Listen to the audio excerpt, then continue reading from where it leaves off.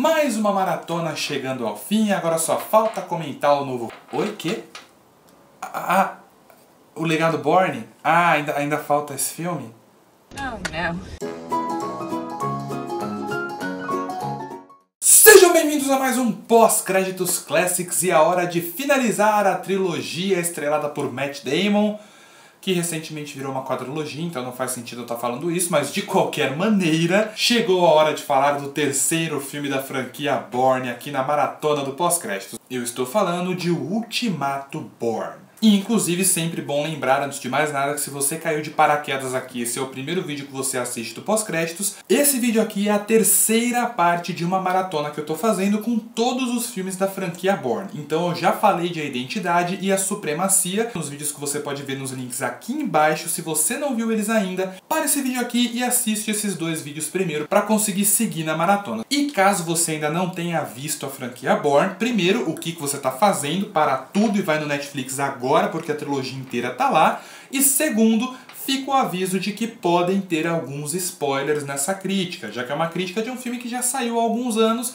então eu costumo me aprofundar um pouco mais, falar especificamente de cenas, aquela coisa toda, então talvez tenham spoilers, eu conte alguns detalhes da história, ok? Estão avisados. E já vamos tirar uma coisa do caminho desde já, para já ficar claro qual que é o tom dessa crítica aqui. Existe aquele tabu famoso no cinema de que o terceiro filme é sempre o pior. Pois bem, o Ultimato Bourne não só quebra esse tabu sendo um filme excelente, como ele é também, de longe, disparado, mas dançando na cara dos dois primeiros, o melhor filme de toda a franquia. É impressionante como o Ultimato Bourne consegue melhorar tudo que já era muito bom nos dois primeiros filmes, se desvia da maior parte das falhas presentes, principalmente no segundo filme, de uma maneira maravilhosa, além de ter um ritmo completamente inesperado. O filme é literalmente uma continuação. Você teve todo o desenvolvimento da trama em A Supremacia Bourne ali, o filme ele começa lento e depois que ele deslancha para sequências de ação, e esse filme não, ele já começa na loucura. A primeira cena do filme é completamente relacionada aos eventos do segundo filme, e uma das cenas do meio do filme, lá do meio pro final do filme, é a última cena da Supremacia, que inclusive eu achei uma sacada sensacional. A maior parte do Ultimato Bourne se passar ali entre a perseguição caótica de Moscou e a última cena em Nova York que a gente viu no segundo filme. Mas também é evidente, porque o Ultimato é um filme tão bom e tão superior ao segundo filme. A Supremacia Bourne nem estava nos planos do Matt Damon ou do diretor, do Doug Liman, tanto que ele nem continuou no filme. Mas como o primeiro filme foi um mega sucesso, o estúdio deu sinal verde para fazer uma sequência, e não tinha nada planejado para essa sequência, então ela teve que começar do zero. Em compensação, você vê que provavelmente quando eles fizeram o segundo filme, eles já começaram a pensar também como poderia ser o terceiro, porque os dois têm total ligação um com o outro. É quase como se fosse Matrix Reloaded Revolutions, que os dois foram produzidos ao mesmo tempo, então eles são completamente ligados entre si, mais do que o primeiro é. A Supremacia e o Ultimato não foram produzidos ao mesmo tempo, mas a história do Ultimato provavelmente já estava sendo pensado desde que eles fizeram a Supremacia, porque é tudo muito bem amarrado ali entre os dois filmes. Inclusive, já que eu tô falando das tramas sendo amarradas aqui, o roteiro desse filme é absolutamente fantástico, porque ele tinha ali duas missões muito importantes. Ele precisava criar uma nova trama, um novo desafio, novos obstáculos para o Jason Bourne, para esse terceiro filme, ao mesmo tempo em que ele precisava também amarrar todas as pontas que ficaram pelo caminho. Todo o passado, os mistérios que ficaram para trás sobre o Jason Bourne precisavam ser esclarecidos nesse terceiro filme. E o melhor de tudo é que ele é muito bem sucedido nos dois casos. E inclusive chega até a surpreender o quanto o Ultimato Bourne consegue fluir muito melhor do que a Supremacia. Porque lá no vídeo da Supremacia Bourne eu falei que o filme ele era muito bom, mas ele era bem complexo, né? Comparado ao primeiro,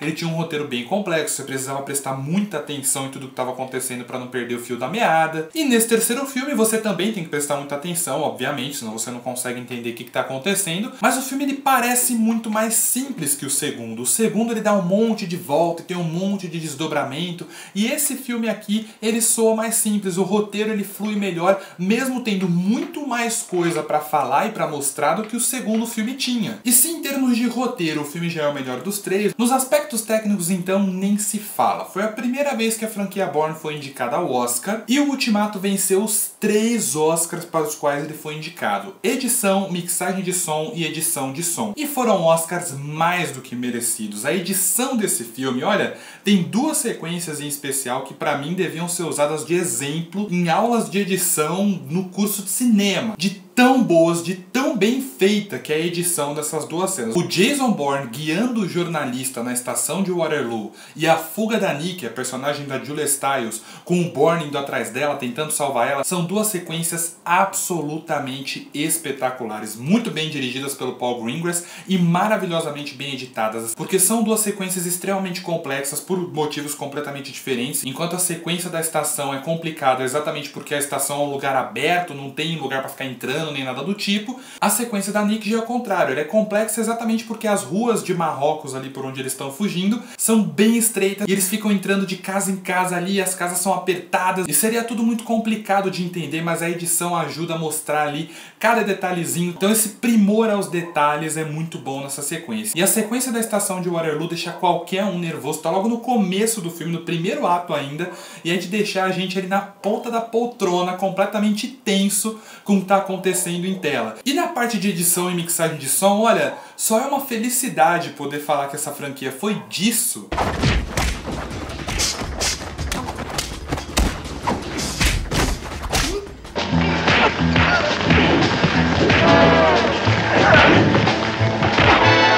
Pra isso.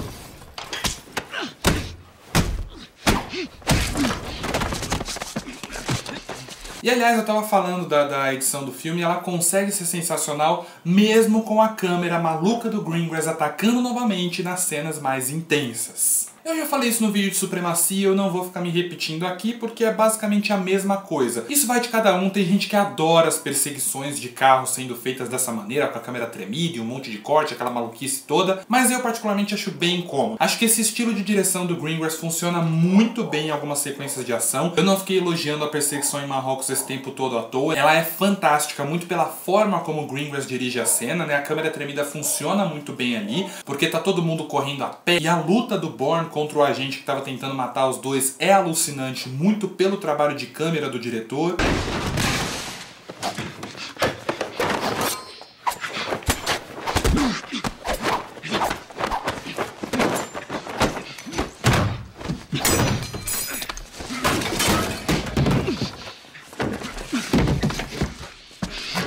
Mas nas perseguições de carro, não dá, eu não consigo gostar desse estilo de direção. A edição faz o seu trabalho, tenta deixar a cena o mais compreensível possível, mas tem momentos que não tem como. A perseguição de carros que acontece em Nova York, do Bourne contra o Paz, ela é tão boa quanto é completamente agoniante, por causa de momentos como esse.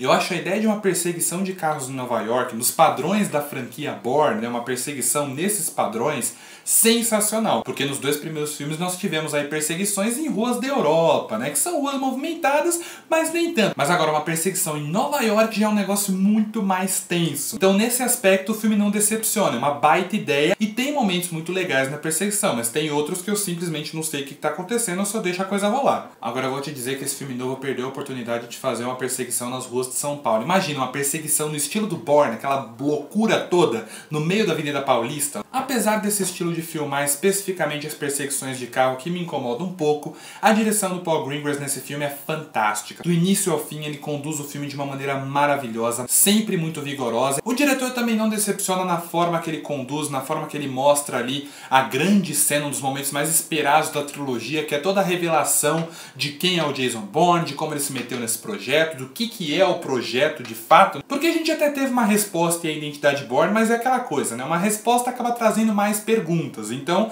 essas perguntas vinham sendo carregadas na trilogia e são todas respondidas de vez nesse terceiro filme. É o momento que o Jason Bourne finalmente lembra de quem ele era, lembra como ele entrou nessa história toda, né, e acerta as contas com o passado dele. E eu gosto muito de como toda essa cena é feita. Você vê que o Paul Greengrass entende a importância da cena. Normalmente essas cenas que a gente espera acontecer muito tempo costumam ser meio decepcionantes. Só que esse não é o caso nesse filme, felizmente. O elenco todo está muito bem, não tem mais nada que eu possa falar sobre Matt Damon que eu já não tenha falado. A Joan Allen mais uma vez rouba a cena como Pamela Landy em todas as cenas que ela aparece. E a Julia Stiles finalmente ganha um pouco mais de destaque na trilogia. Ela interpreta aquelas personagens que parecem ser muito interessantes, mas nunca tiveram devido desenvolvimento. A Nick aparece desde o primeiro filme, mas sempre foi ali no fundo, sempre foi de coadjuvante. No segundo filme ela tem uma cena ali mais relevante, né? E nesse filme ela ganha uma importância maior, ela tá com Jason Bourne mais tempo. Só tem uma coisa, por mais que eu acho que a história do Ultimato foi desenvolvida quase que junto com a história da supremacia, a parte da Nick ter uma história com Jason Bourne, pra mim já foi jogado ali nos 45 do segundo tempo. Nos dois primeiros filmes não tem nenhuma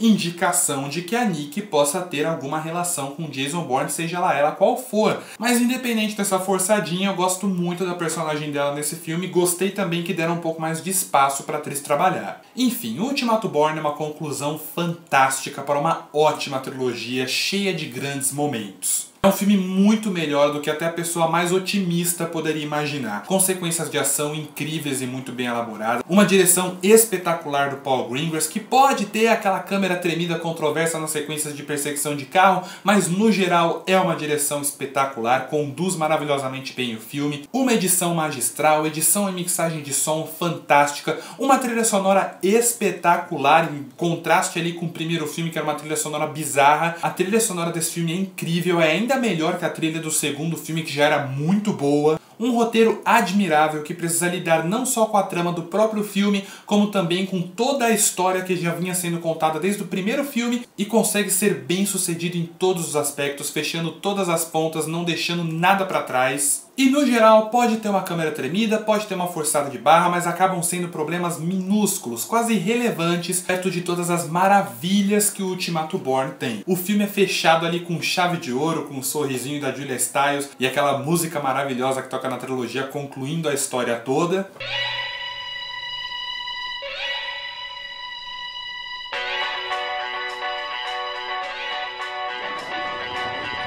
Como eu disse, respostas trazem mais perguntas. E esse filme responde tudo o que importa, mas deixa a gente curioso em alguns aspectos, como por exemplo, quem era David Webb, né? A gente conheceu o Jason Bourne, a gente sabe como David Webb se tornou o Jason Bourne, mas fica aquela curiosidade de como era o David Webb antes desse projeto todo. Mas é o tipo de coisa que assim, a gente fica curioso, mas não é obrigatório responder. Porque tudo que esses três filmes mostraram já foram o suficiente para conseguir firmar o Jason Bourne como um dos grandes personagens do cinema no século XXI.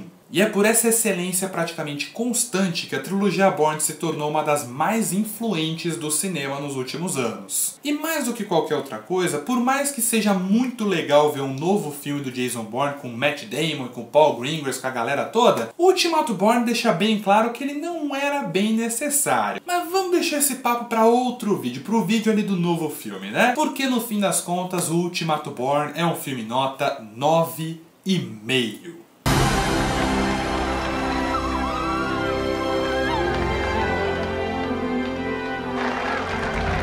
E este foi mais um Pós-Créditos Classics. A trilogia acabou, mas a maratona continua. Agora com aquele filme que a gente não lembra muito e nem precisa ser muito lembrado mesmo, O Legado Bourne com Jeremy Renner. Não faz parte da trilogia, mas faz parte da franquia, então vai ser comentado amanhã aqui no Pós-Créditos. Então fiquem ligados, enquanto isso comentem o Ultimato Bourne aqui embaixo, porque eu vou ficando por aqui. Até o próximo vídeo. Falou!